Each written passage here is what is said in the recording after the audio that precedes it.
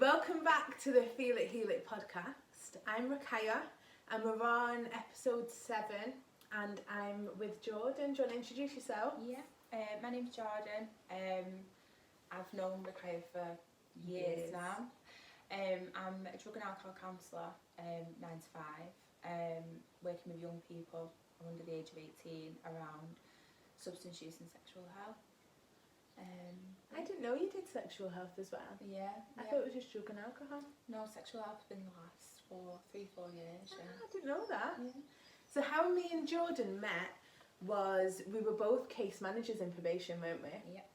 And we clicked straight away, didn't we? Yeah, pretty much, yeah. We both had like this underlying interest with like spirituality and like Just everything. looking deeper into everything. And I think then when we were there wasn't many people that had that same interest as us, was there?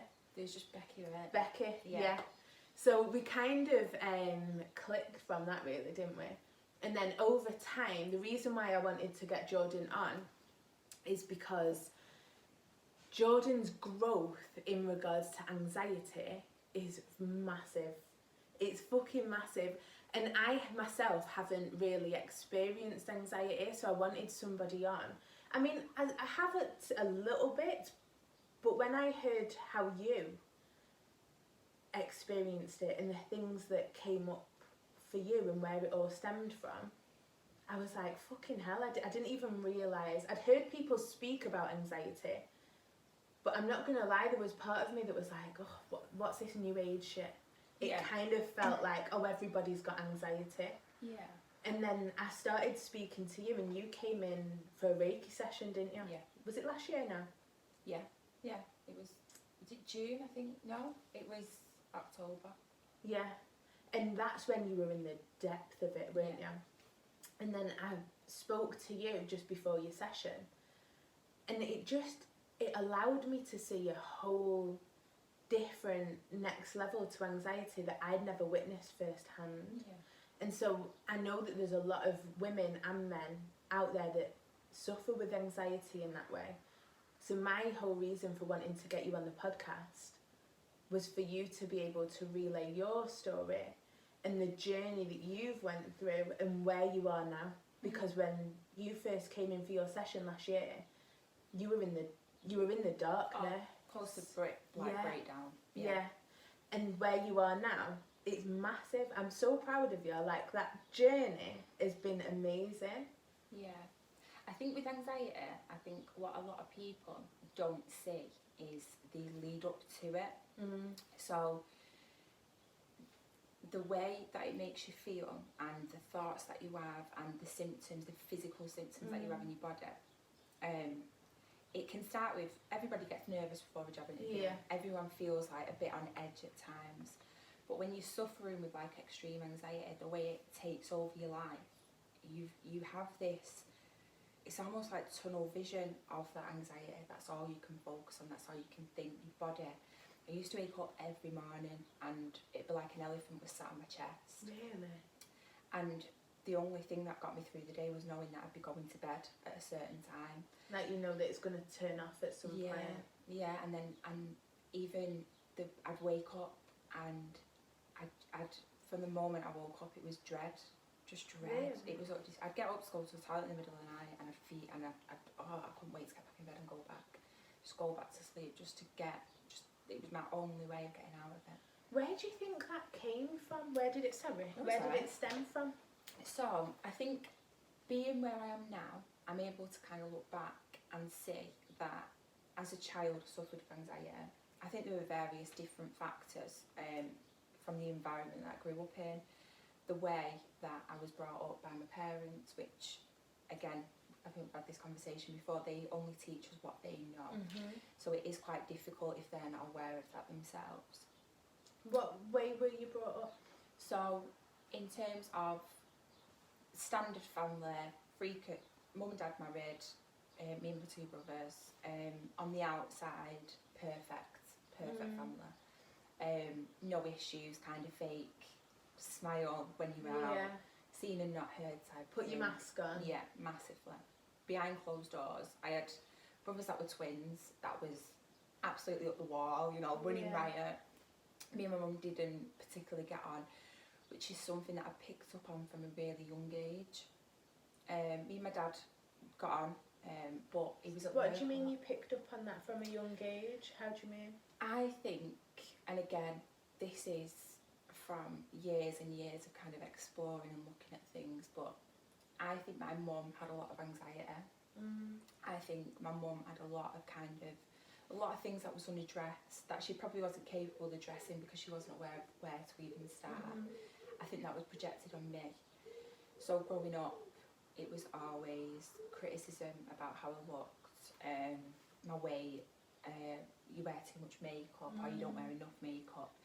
There was never any pleasing. I couldn't, no matter what I was, I felt like it was never enough. And I think that was my mum's insecurities. I think that's how she felt. Putting them off onto you. Yeah, definitely. And yeah, I think I knew that from a young age. I knew that there was just something not quite right about our relationship, which I think obviously impacted on me and my confidence and how I was, because I adopted this. Never going to be able to please her, so let's just crack on.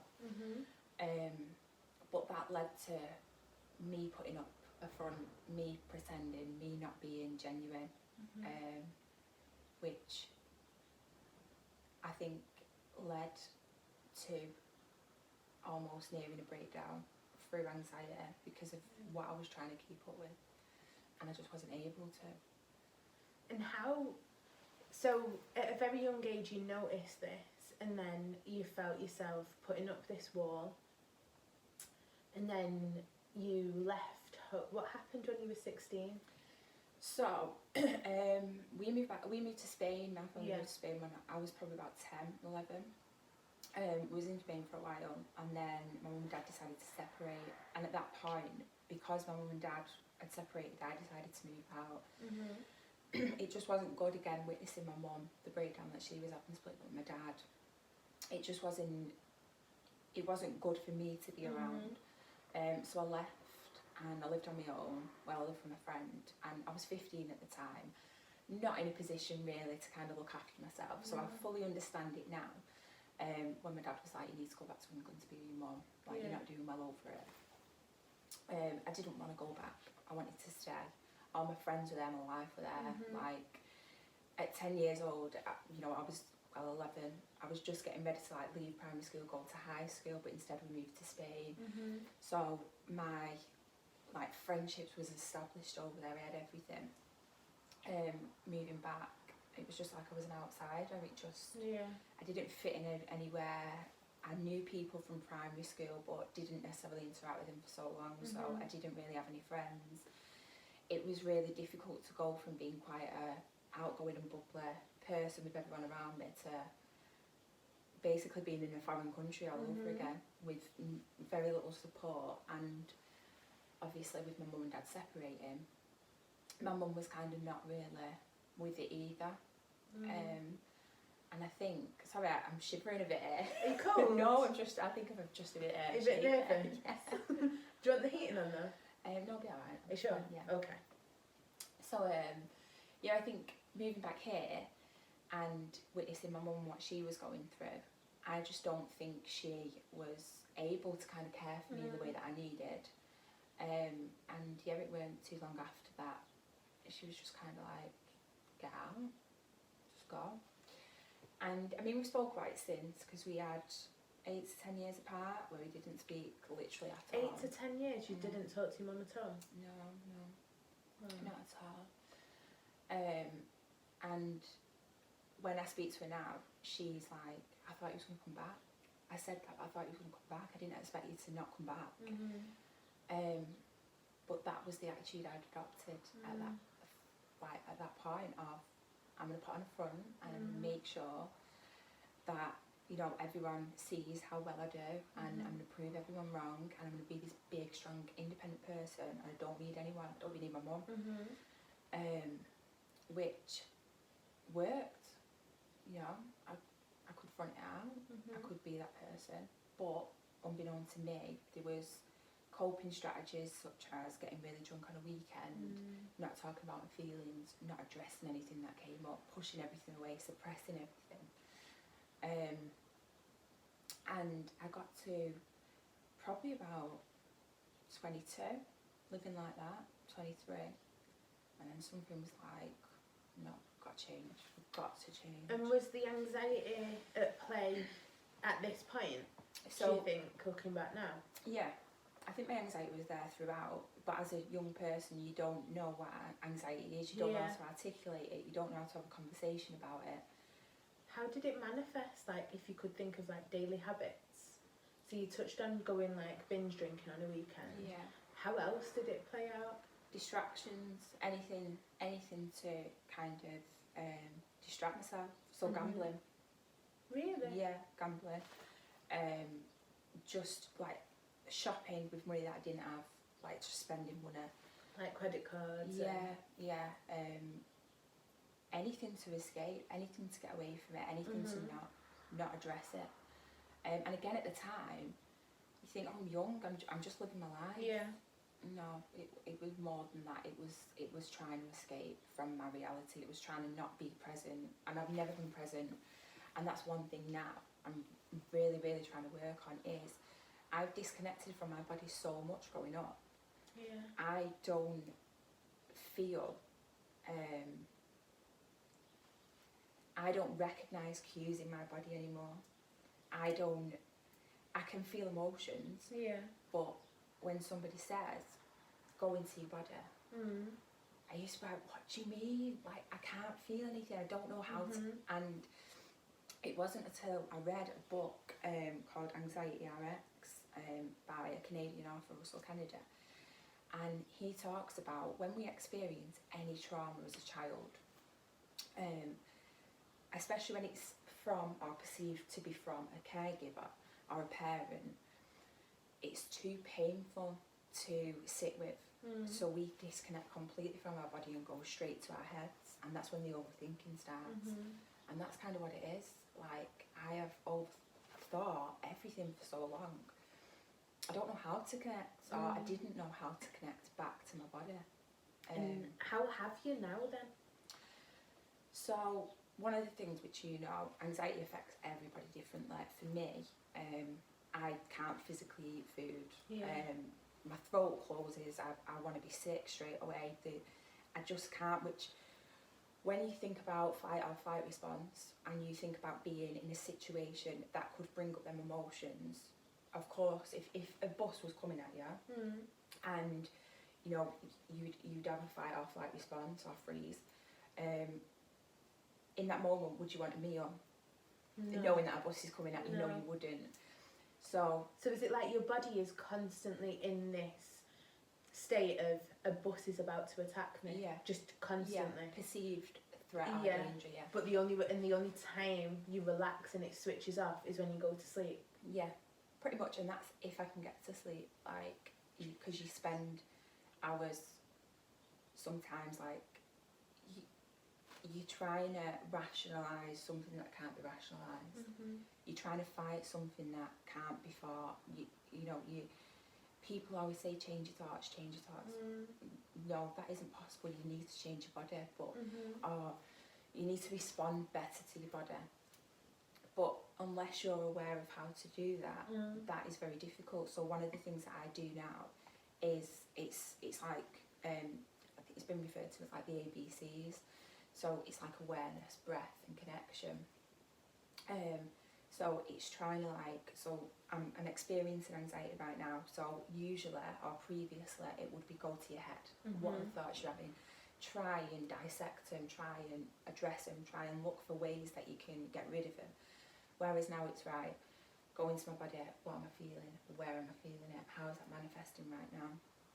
And it's not that gets rid of the anxiety completely, but whilst I'm thinking and trying to connect to my body, them thoughts that I'm having that usually spike and send me in a spiral are settling down. So by the time I come out of that, I'm much more rational and able to think. And don't get me wrong, this is not an easy thing to do. It is the worst, hardest thing. I didn't eat properly for months and months on end, to the point where my body would not send me signals that I was hungry. I didn't know if I was hungry. Because Oh, no. you were so far removed from your body Yeah. that you literally couldn't pick up its signals. Yeah. Even going to the toilet, like, I couldn't differentiate, like, do I need the toilet now? Like, is my body telling me I need the toilet? Wow. Like, there was none of that. How did you get to that place? Because that's extreme. Yeah. Do you know what I mean? Like, Yeah. so how did you get to that place? In, like, I don't know how I'm trying to ask the question, but from, how do you go from, oh, I need the toilet now, and, oh, I'm hungry now, to not being able to feel those cues at all? And I think that's anxiety. I think that's the way it creeps up on you. It's something that you're always trying to avoid. You never want to address. You try and run away from it, or deal with it as best you can, until one day you wake up and you literally know you've hit a brick wall, and all your coping strategies, everything that used to work, every way that you used to get through your day, no, not having it, not doing it anymore. You can't. And then I remember waking up and I'd think, I just want a day to end, I just want it to be over. I don't want another day like this. I can't have another day like this. And yeah. And so you can remember points as a child where anxiety was there, points as a teenager, you had coping mechanisms like going out drinking, gambling, distracting yourself. And then I know we've spoke about it played into your relationship, and it was to the point where you couldn't eat. Tell me a little bit about that. Yeah, so food in general is like, I love food. I love food. I hate eating food. And I think, I know, this is generational. So my nana is the same. Any upset, slight upset, you know, anything that could be deemed, you know, just to put a bit of a downer on the day or make you feel a certain way, cut off from food, can't eat. My mum, I learnt from my mum that heartbreak equals you can't eat, your body shuts down, you're hopeless, you're helpless, you're powerless. When mum and dad split up, I watched my mum go from, you know, a really quite curvy, happy woman to a size 6, skin and bone, kind of helpless person. And that was, as I was growing up, that was one thing that I witnessed. So for me, my connection with food is very similar to that of my nana's, my mum's. Heartbreak, unpleasant emotions, food out the window, can't even think about it. And how long did that last for, where you weren't eating? 8 years. Yeah, 8 years. But the thing that I do is I'll binge eat. So with anxiety, for me, and everyone's different anxiety. My anxiety was heightened. It there as soon as I woke up till I went to sleep. But what had happened is throughout the day, I've become less hypervigilant. My body was knackered. You can only keep it up for so long. It needs a rest. So it'd go throughout the day. I wouldn't be able to eat, but then it'd get to the evening and I'd think I could probably eat something without being sick. So I'd say to my partner, can you go and get me a McDonald's or a Burger King? So I was never kind of giving my body what it needed in terms of nutrients. I was just eating whatever I felt was easiest to eat at that time, or something that I'd know that I'd enjoy and that I'd be able to get through. So in that sense, this, like I said, the mask, the facade on the outside, you wouldn't necessarily looked at me and thought she's ill. No. Because I looked alright, you know, I was maintaining weight, I was losing weight, but not at a rate where you think, oh. Yeah. And even when we worked together, at the start, like for for people, and I think this is what was similar about me and you. We were quite perceived in probation as like quite stern-faced and hard-faced, and the young ones that are a bit rude, or do you know what I mean? Like we both had a very similar front. Yeah. So which that front hid so much though, and it hid a lot of like softness, a lot of pain, a lot of vulnerability. But I think that was what was quite similar about both of us in probation, and maybe why we both clicked. But my point on that is, when I met you, although energetically we could probably, we definitely felt this resonance. Oh, she's hiding what I'm hiding. Yeah. We're energetically matched. Yeah. On the surface, it was, she's got an amazing car, she's got this gorgeous partner, she's on a really good wage, they're really, really happy. It was all of that. And so people would perceive you had this facade, and it was to a T. It was perfect. You were on holiday, you were living the life. And it wasn't until I got to know you a little bit more where you opened up about, oh, I struggle to eat. And I was like, you just never would have guessed it. Like, you just, on the surface, you had this life. And I remember at points thinking, God, I wish I had Jordan's life. Like, it just seemed so put together. You appeared so put together. And you never would have imagined that you were struggling eating. It wasn't until we got a little bit closer where you opened up and you shared that. And I think what you just said, vulnerability, like I couldn't allow myself to be vulnerable to anybody, because if my own mum can say, get out, I don't want you, what can anyone else say? Yeah. And obviously it was the heat of the moment. I said some awful things to my mum, and likewise she said to me, but one of the last things she said to me was, you will never be anything without me. And that was all I needed to think. You wait and see. And for growing up and being without my mum, whenever I would have the slightest doubt about myself, I would hear that voice, you will never be anything without me. And it just got me through it, because I thought, I refuse to give up. It was your food, your fuel. Yeah, like absolutely. You won't, what you've said won't come to fruition. And bearing in mind, you know, I went to college full time, I worked 3 jobs, I was volunteering, and this is what I mean about distractions, like that was it. I kept myself busy, I kept myself doing something different constantly, because to have to sit and address what was really going on underneath it, I couldn't. And it did play out into my relationships, it did play out into my friendships. In what way?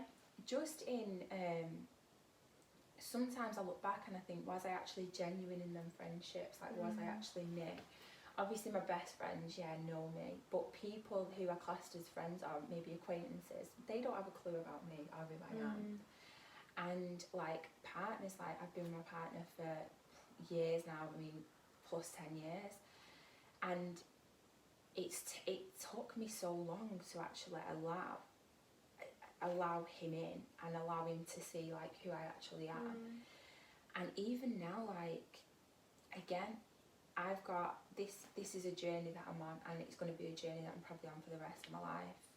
I used to think that I'd wake up one morning and this would be over and and now I'm realising it's not. It's a day-to-day process that I go through. How did you get to that shift though? Well, so lockdown, I would say. Which we were just saying before we started the podcast. Lockdown, as much as so many people have been like, it's been horrible, I think it's the best thing that could have happened for the whole world. Yeah. Like, we've never ever been given the opportunity to stop the distractions. No. And a lot of people have found themselves in a depressive lump, and that's the best thing. It sounds fucked. That's the best thing that could happen 100%. to them, because they needed that. They needed that time to sit with, how do I feel? Yeah. Where am I? What am I doing? Who am I? Because a lot of the times we're distracting ourselves with, like you were saying, drinking, friends, going out, going here, going there, And this idea of being constantly busy, the way we glorify it, it's all it is it's masking pain. Yeah. And it's just distraction. That's all it is. It's distraction. It's not. If you look at young people today, they will be sat watching a programme, listening to music and playing on the phones. Mm-hmm. All that is a distraction. We are not able to be present, because being present means sitting with whatever we're feeling, and sitting with whatever we're feeling means having a choice whether we address it or we don't. And is that what lockdown did for you? I'd say lockdown, having a baby. Mm-hmm. So, like I said, my life is busy. Like, even now I have 2 jobs, I'm studying, I've got a baby. You know, life is busy. Life is busy. And I'm not necessarily saying that it's a bad thing all the time, because we need to be stimulated. We need to, you know, keep moving forward. But I think what happened was, so I got pregnant, which was a planned pregnancy. I was absolutely over the moon. I had the best pregnancy ever. I felt great. No anxiety. No anxiety. Well, I say no anxiety. I probably did have anxiety, yeah. But all I could think about was, I've got a baby inside me, and I refuse to allow this baby to feel even the slightest. Which matches my son now, because he's the most chilled out, laid back rocket, but he is dead relaxed. You can tell he has his needs met, which I absolutely love. Finished work on a Friday, went in on Saturday to have my baby. I ended up having on the Wednesday. All of a sudden, the reality of being a new parent hit me, and I'll be honest, it knocked me off my feet. Confidence out the window. Nothing can prepare you for it. Even to this point now, I see mums and I think, oh, he's amazing. I'm nothing like that. I still worry about what to dress him in when I'm taking him out. You know, I have so much parental anxiety about my child. But I had him, and then obviously lockdown happened, and it was lovely because we was in this bubble, just the bubble of us 3. And then it got to about June, and the reality of lockdown was sinking in, and you just had all this time, and with a newborn they sleep quite a lot, and obviously my partner went back to work and stuff, and I was just so much in my head, so much in my head. And I just think about absolutely everything, to the point where I just couldn't eat. That was the way anxiety manifested for me.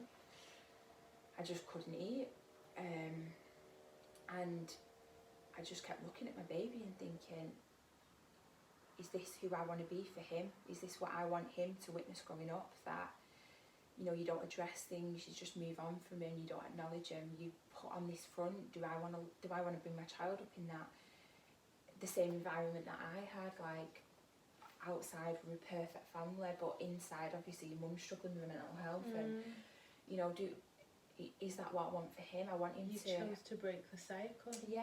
That's powerful stuff, you know, Jordan. No, definitely, but ultimately, yes, it was for him, but it was for me.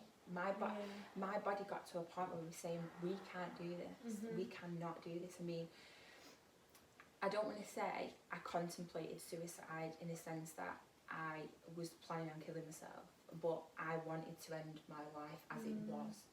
I could no longer bear my life to be. I had everything, I've got everything I could ever want, but I have this anxiety that stops and makes me question everything about everyone, about my whole world.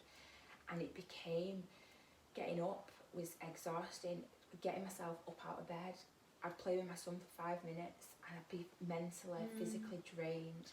And it wasn't, just to go back there, because it wasn't like the idea of what you wanted, you didn't have. You had that, you were engaged, you had a partner who adored you, you've just had this newborn baby, or how old was he at the time? Yeah, we would have been about 3-4 months at that time, yeah. You've got a nice home, you've financially you were stable. Yeah. So on the surface, you had all these superficial needs met. So it wasn't like it was a trigger point of money, or on the surface you had all these, like your physical needs met, didn't you? Yeah. But there was still that was rooting from childhood. Yeah. Do you think? Yeah, unresolved trauma massively. Yeah. 100%. like I said to you before, I can pinpoint certain things in my life that created anxiety. That when I experienced anxiety, there's certain memories that I have of situations that bring up anxiety. I can put myself back as that young person and witness that. Up until last year, that was something I'd never even addressed or delved into because I couldn't, I didn't want to. I didn't want to know what that brings up. Now I'm more like, right, give it to me. Whatever it is, just give it to me, because I can experience my anxiety, but I can move on from it. I can resolve it and I can move on.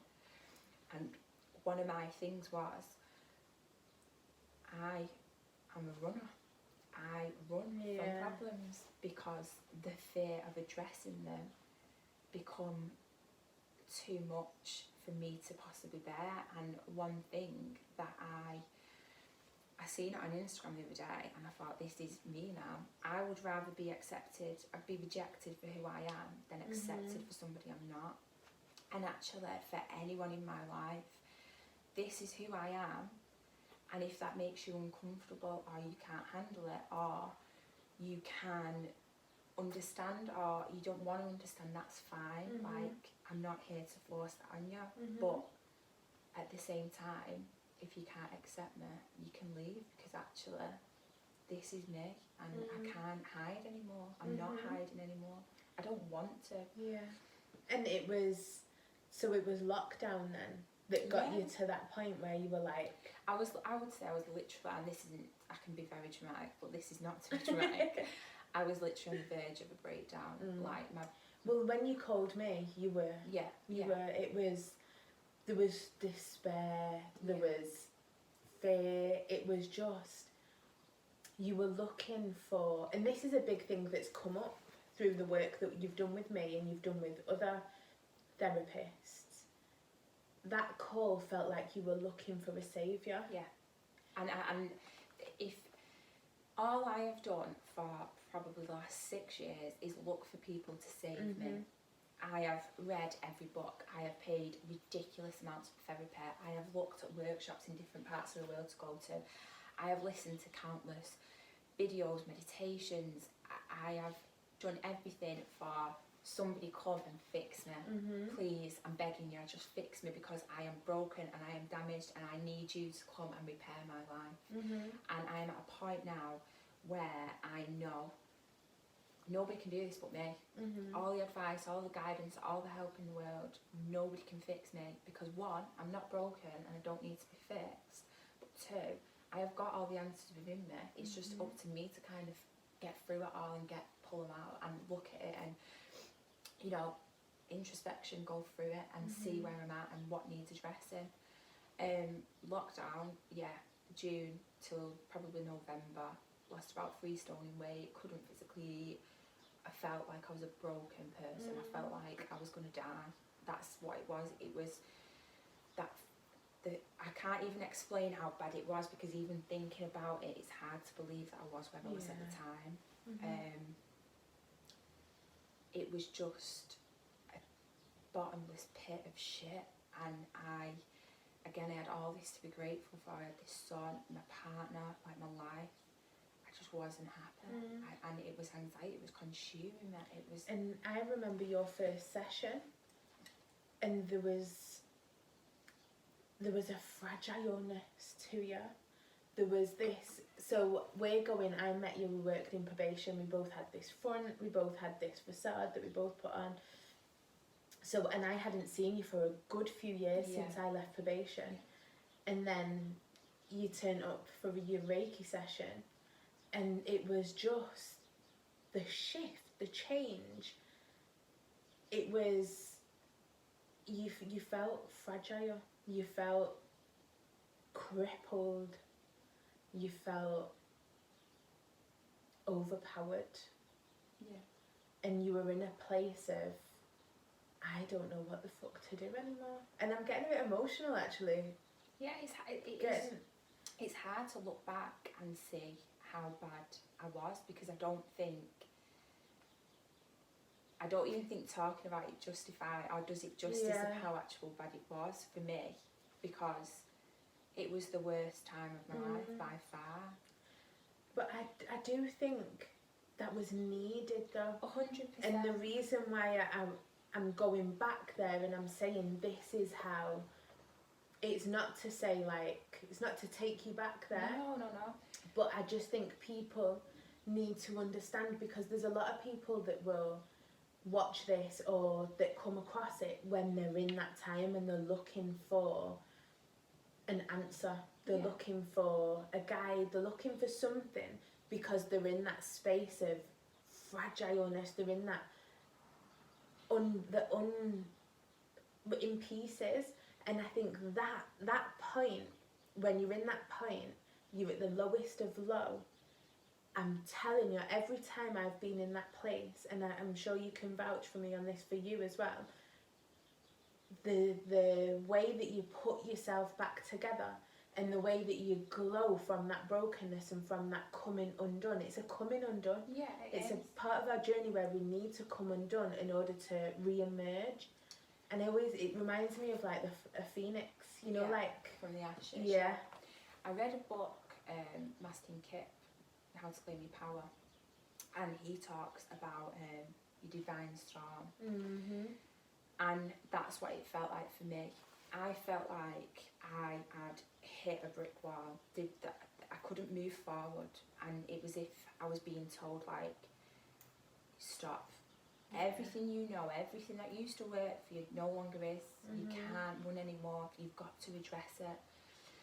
And it was hard. It was, and honestly, like for some days, the intensity of, I felt like I was having a heart attack. Yeah.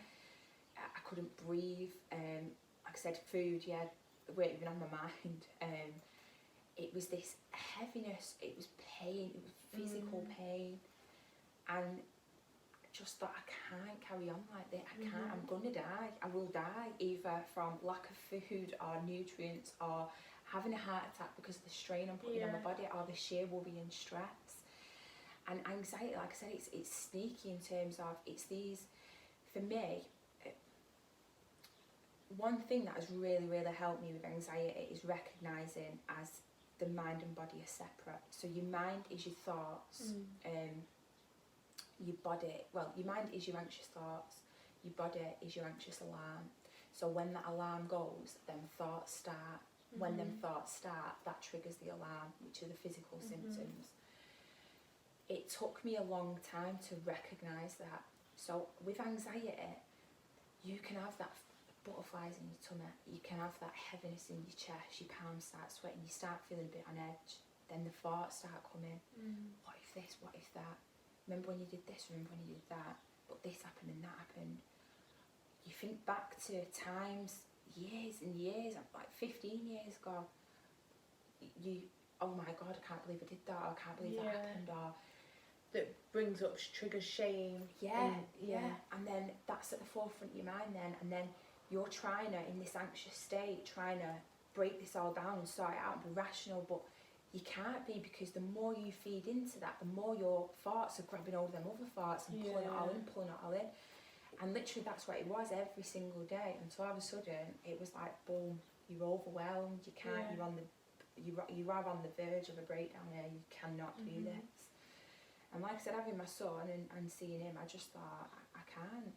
So one thing that I made a promise to myself was, nobody else has got the answers but me, and only I can get through this. And I'm not saying support isn't good, but one thing I will, and I think this is what the podcast is all about in terms of feel it to heal it, sit with it.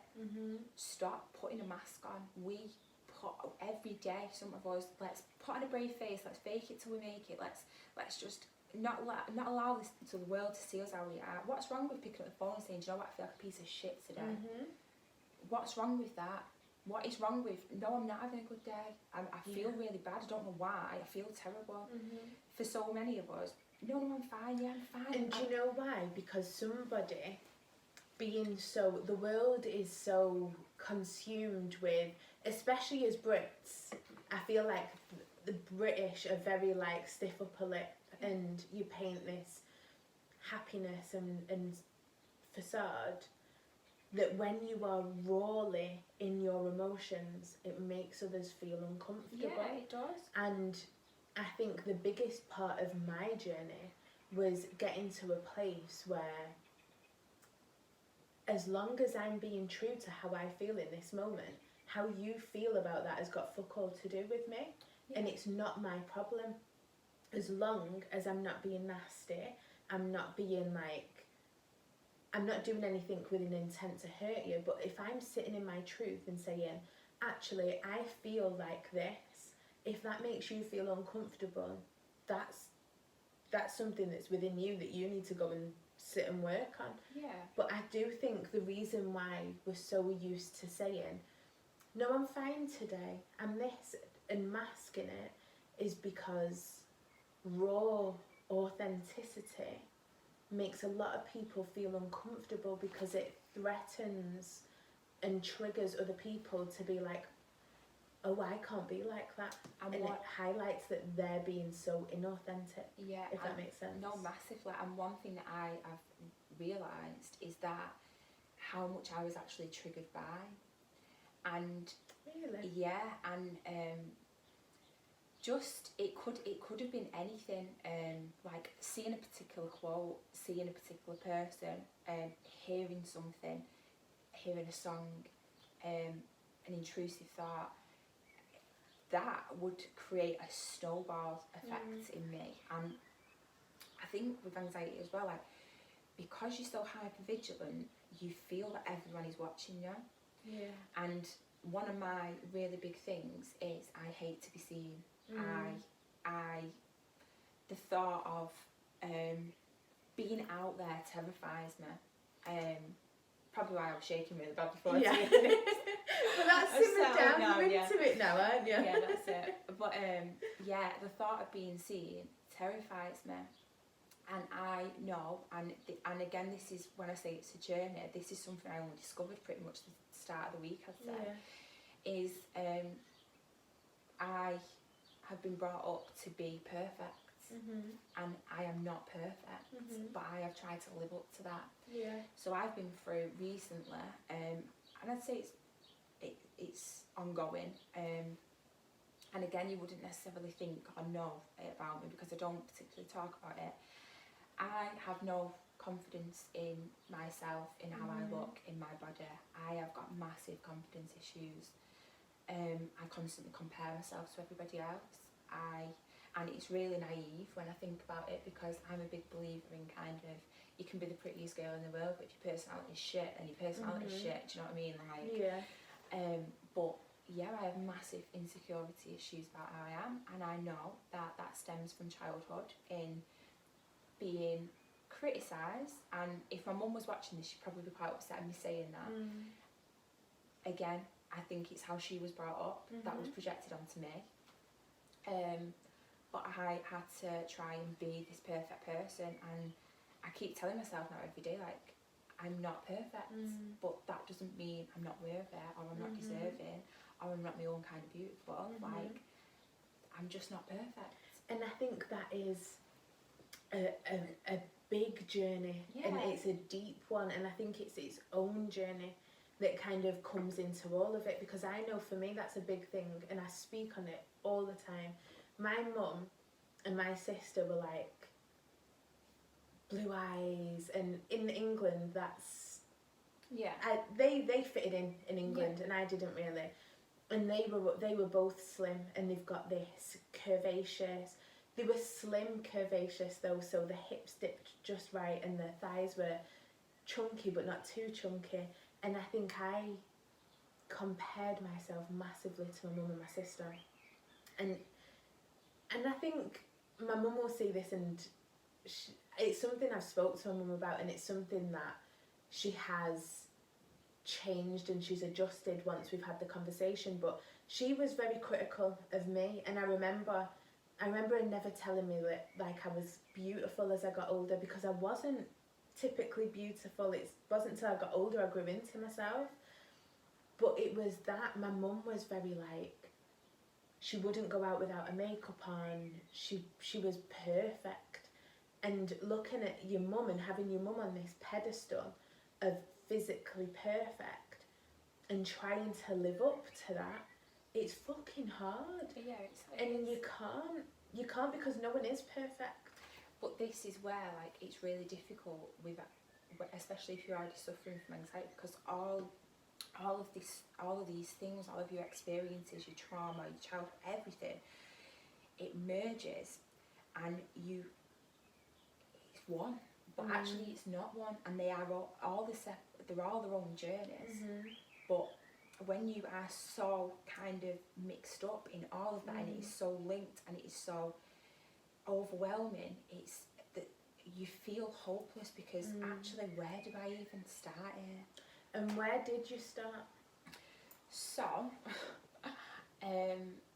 it probably started in November, where I'd gone through June till November of this intense, horrific, I can't even put it into words how bad it was, because it left me on the floor.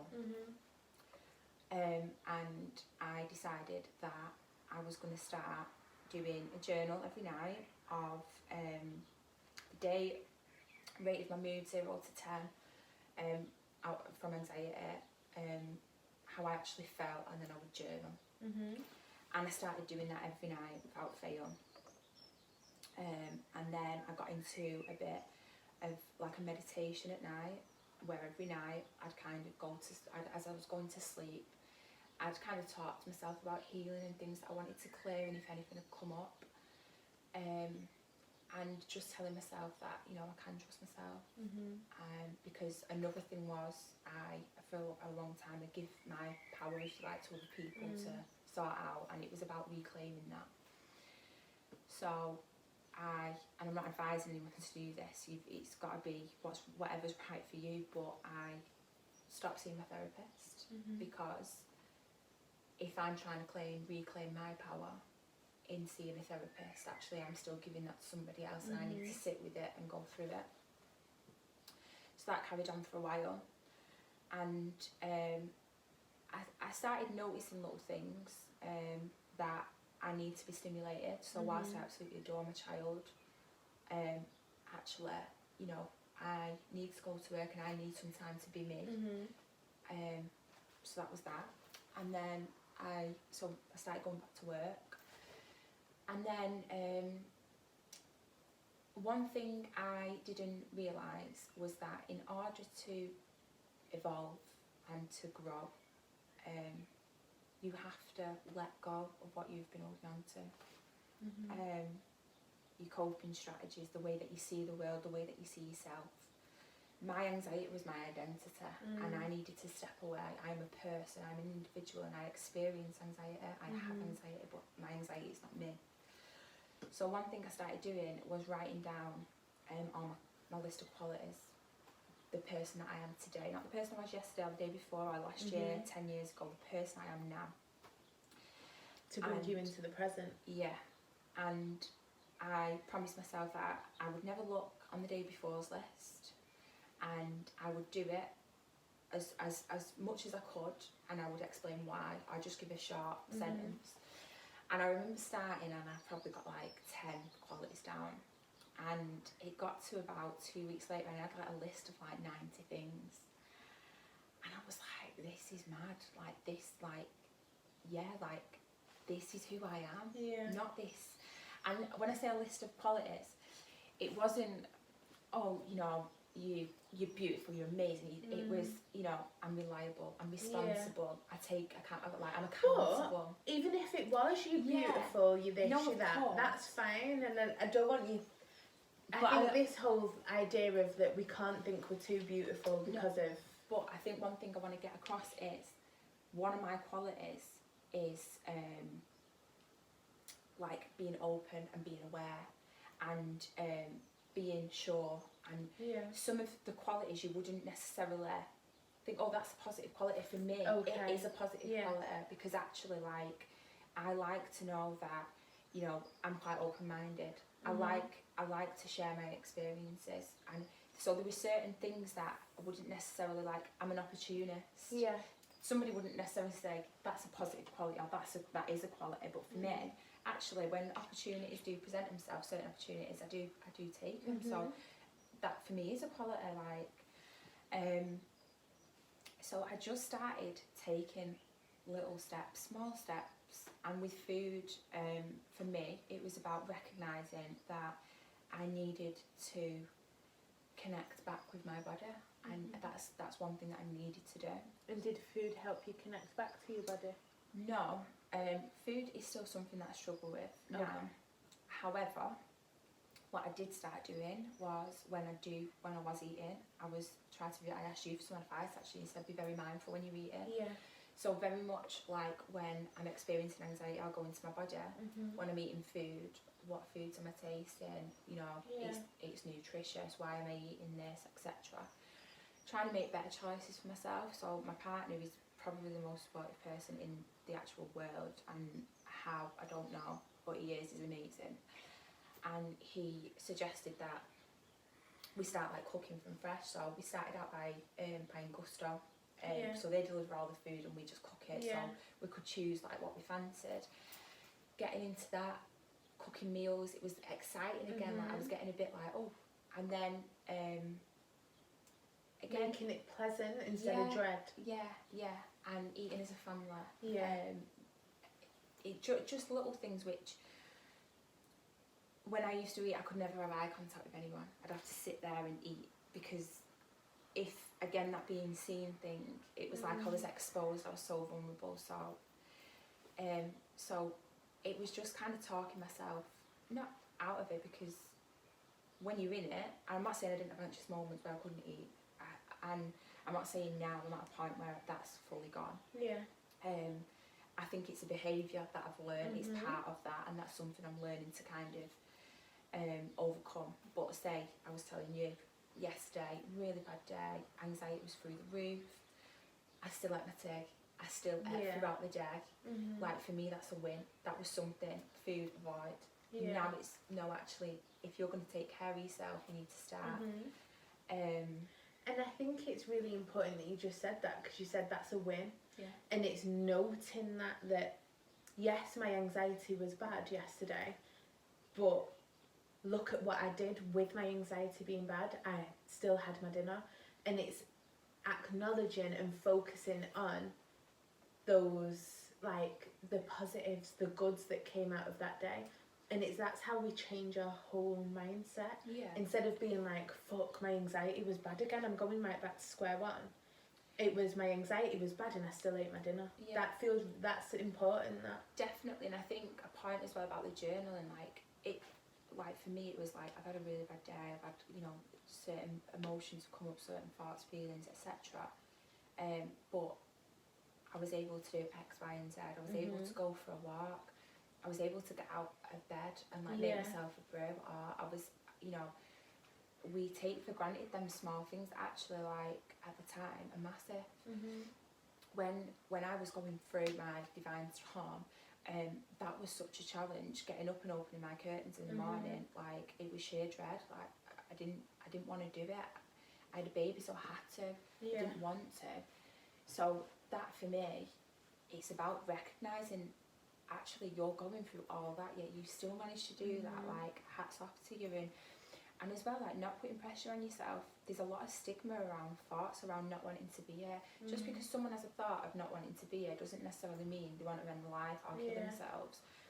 That could mean they don't want to live the life they're living right now. And I think, do you know, it's so much more common than people care to admit. I've been in a place where I've went to sleep and I've thought, I wish I don't wake up tomorrow. And that was my divine storm. I've never heard it being put like a divine storm. I've always, that's how I started the podcast, was calling it like the crumble before the glow up. And I really like the divine storm. But in my divine storm, my thoughts were exactly that. I was going to sleep and I was thinking, I'm not going to willingly kill myself, but I don't want to wake up tomorrow. I would rather not wake up tomorrow. I'm done. I'm tired. I cannot be arsed with this life anymore. And I think the fact that you can sit there and speak about it is admirable. And there is a lot of stigma about it. Everybody's like, oh my God, you were suicidal, and Yeah. all of these things that come with it. Yeah, and I think that's the hard part, but I think once you start being true to yourself, you know that actually, no, I'm not suicidal, and I have thoughts, and like my thing, I'll be honest, I used to drive my car and I used to think, I can just hit a brick wall right now, I could just drive into that brick wall and end it all. That isn't necessarily a suicidal thought, that's an intrusive thought, and them thoughts do create anxiety. So as a person who is quite sensitive to kind of being anxious, if I'd have that thought, I'd be like, oh my God. Yeah. Whereas now, I can recognise that's an intrusive thought, that's nothing to do with me. But at that time, when I was waking up and I didn't want to wake up, I wanted to live a life. I just didn't want to live the life that I was in, because actually it wasn't a life. It was no life. It was depressing, and it impacts on those around you, and that creates even more anxiety, because then you start feeling worthless, like you're a burden, that you're not good enough. And again, that impacts on that's the shame, the trauma, the vulnerability. It impacts on all of that, and it's really, really hard. And I went through, honestly, this has been like a roller coaster for me. It has been, and I was very naive to think my journey has got a destination, because it's not. It's an everyday thing.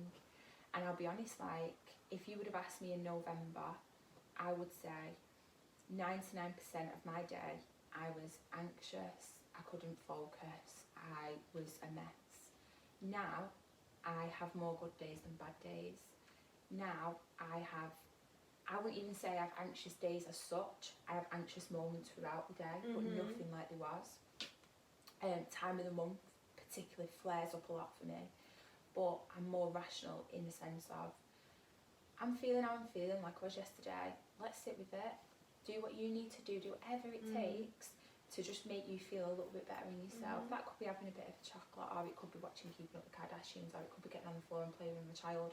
It could be going for a nap, it could be going to bed early. Do anything, and then, but every day is, and has got to be a new day. And one thing that really, really got me through was that everything happens for a reason.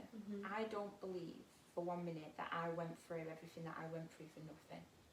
I don't think that all the experiences I had, the hurt, the pain, trauma, everything, I don't think that's for nothing. There was a reason for that. And I believe that I had to go through what I went through and hit that brick wall, because the universe was saying, Jordan, you have lived, you have tried your best to hide, you have ran away, you've put on this front, you can't do it anymore, we're not allowing you. Look, sort your shit out. Sort your shit out. Process what you need to process, transmute it, let it go, move on. But stop running. And it's funny you've touched on that, because I was just going to say, I believe the spiritual, the energetic reason for anxiety is a lot of, it's our bodies and our essence's way of saying enough is enough. Listen, pay attention. We can't do this anymore. You're here for a greater purpose, and the longer you run from this, the longer we're just gonna be avoiding what our true calling and our true path is. I also believe anxiety and anxious feelings are also being sensitive to energy and energetic sensitivity. I know that, you know, like I was saying at the beginning, I just wasn't, I understand anxiety, but I'm never to the depth that you did. But if I'm in a room with a lot of people, or people that I'm not quite sure of, or people that haven't been around in a while, I get nervous. It's like I leave my body a bit. And that nervousness and that anxiousness is just how sensitive I am to energy. It's like I can feel everybody's energetic system at once. And I do think a lot of anxiety is sensitivity to energies, other people's, spirits, our own.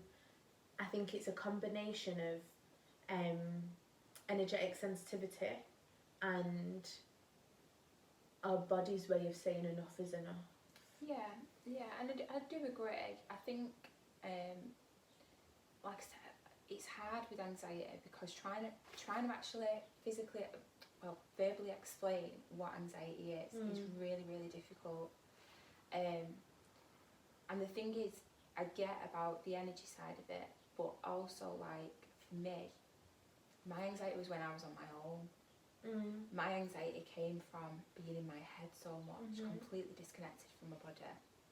And that's why I think it's a combination of the two. Yeah. And it's yes, it's that element of enough is enough, and your body is trying to say, listen. Yeah. And it gets to a point where it's so bad that you can't do anything but listen. But I do also think there's elements of sensitivity to energy, and I think it can be a combination of the two. Do you know what I mean? Yeah, no, definitely. But if there's anything, any advice or any tips or tools that someone watching you could give? One thing that really helped me to understand anxiety on a level that I've probably never understood it before was a book called Anxiety RX by Dr. Russell Kennedy. And just really briefly, he normally, if you reach out to people on Instagram like these, authors and stuff, you very rarely get a response. And he actually got back to me and was really supportive and helpful. And again, it was little signs that I was just picking up that I'm on the right tracks there. But his book is brilliant for understanding the mind and body connections to anxiety. And it's really, some of his exercises are really, really useful. They're practical, you can put them into action straight away. And having somebody from a medical background who has experienced his experience with LSD and stuff like that, to kind of provide knowledge to other people. He doesn't advise experiencing it, so please don't read the book first.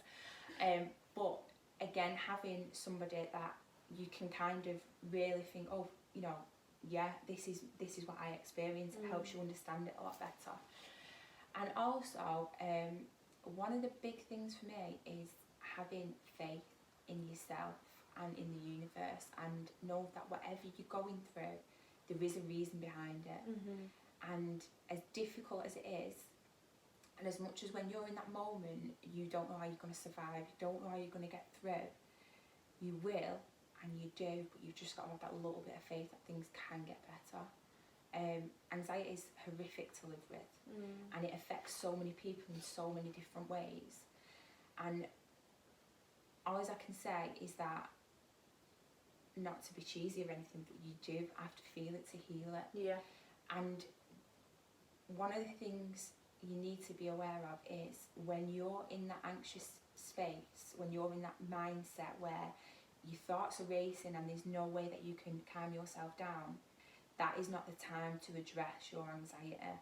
You're best off journaling your feelings and waiting until it settles, going into your body, trying to do anything that just soothes you slightly, and then going back to it and looking at what that's bringing out. One thing about my kind of journey has been, I always thought my anxiety was an obvious cause, and as I've got older and I'm going through it, I know it stems from childhood. Things that never really bothered me, or I thought didn't bother me, now are triggering me.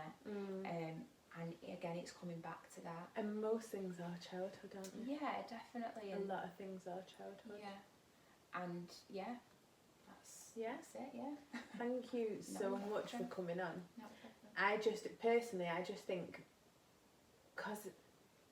because I've witnessed your journey firsthand, it's just powerful. Like, I've seen the growth, and that was what I wanted to bring you on the show, on the podcast for. Just so you can show people, like, I've been here at a crumble, at a breaking point, and I'm on the other side of it now. Yeah. And I understand why all that had to happen. And just as a way for anybody watching that's in that place can see, like, there is a way out and there is light at the end of the tunnel. And I just really wanted you to come on to and show I think that. You see, like, I think when you'll see different people, different quotes, you know, in 6 months you'll be a different. And I always woke up and I wanted to believe it. Yeah, but I never changed. I stayed the same. Yeah. And then I wondered why in 6 months it was going to be different. It's been 8 years, it's been 10 years, it's not different. Why? Because I didn't adapt to that change. I didn't let go of old habits, old patterns. I still held on to things that, you know, like bags that I was carrying around that I needed to drop. You know, these different, in order to change, in order to grow, you have to change your habits. You started making different choices, didn't you? Like, even the glow up program that we did, like, there was, even in that, how you started the beginning of the glow up program to how you ended it. At the beginning it was quite like I was like a little girl, needing reassurance, validation. And at the end of it, by the end of it, it was like, actually, no, thanks for how you're saying I need to do that, Rakaya, but I'm going to try it this way, actually. And it was that taking your power back. Yeah, 100%. And it was that making the changes that you needed to make. Yeah, and another thing as well, and again, I know that everybody's different and what works for one doesn't necessarily work for everybody else. I really struggle with my intuition and my gut instinct because, like I said, probably from the neck down, I'm disconnected in that sense.